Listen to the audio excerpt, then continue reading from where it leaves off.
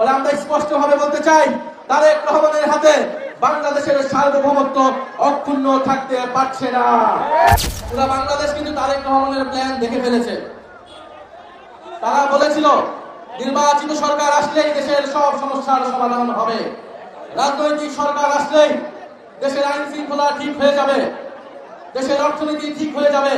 কিন্তু আমরা দেখলাম নির্বাচিত সরকার আসার পরে দেশের আইন শৃঙ্খলার পরিবেশ আগের তুলনায় আরো বাজে হয়েছে, দেশের চাঁদাবাজি আগের তুলনায় আরো বেড়েছে, দেশের দুর্নীতি আগের তুলনায় আরো বেড়েছে। তারা সংবিধান সংশোধন কমিটির নামে জনগণের সাথে বিশ্বাসঘাতকতা করছে, প্রতারণা করেছে। ফলে এই সরকারকে আমরা একটা প্রতারক সরকার বলতে পারি, একটা বিশ্বাসঘাতক সরকার বলতে পারি। দেশের জনগণের সাথে জুলাই গণ অভ্যুত্থানের সাথে হাজারো শহীদদের সাথে প্রতারণা করে ক্ষমতায় এসেছে। বাংলাদেশের ইতিহাসে লোডশেডিং এর ইতিহাসের রেকর্ড ভেঙেছে এই সরকার মাত্র 5 মাসে।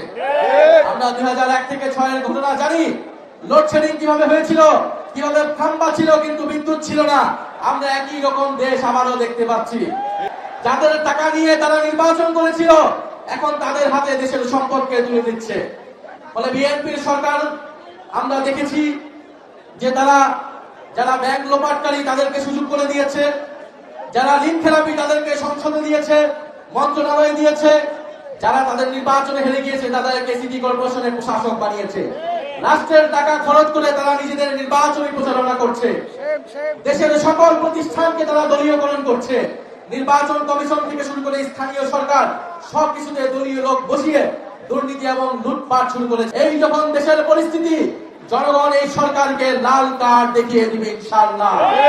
আগামী স্থানীয় সরকারে দেখিয়ে দিবে, নির্বাচনে দেখিয়ে দিবে, এবং আগামীতে যে আন্দোলন আসছে সেই আন্দোলনও দেখিয়ে দিবে।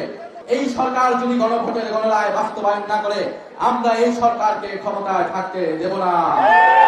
এই সরকার যদি গ্যাস সরবরাহ করতে না পারে, গ্যাসের দাম যদি দাম না কমায়, বিদ্যুৎ যদি সরবরাহ করতে না পারে, কলকারখানা বন্ধ হয়ে যাচ্ছে, শিল্প কারখানা বন্ধ হয়ে যাচ্ছে, ব্যবসা বাণিজ্য বন্ধ হয়ে যাচ্ছে, চাঁদাবাজির কারণে কেউ ব্যবসা করতে পারছে না।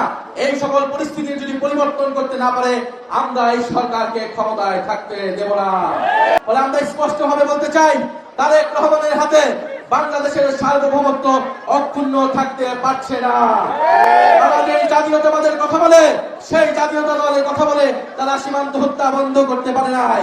তারা যদি এখন ভারতের সাথে আপোষ করে, তারা যদি ভারতে সফর করে, তার মানে দেশের জনগণ ভেবে নিবে যে জাতীয়তাবাদের রাজনীতি জিয়াউর রহমান করেছে, যে জাতীয়তাবাদের রাজনীতি বেগম জিয়া করেছে, সেই জাতীয়তাবাদের ধারক বাহক জনাব তারেক রহমান নন।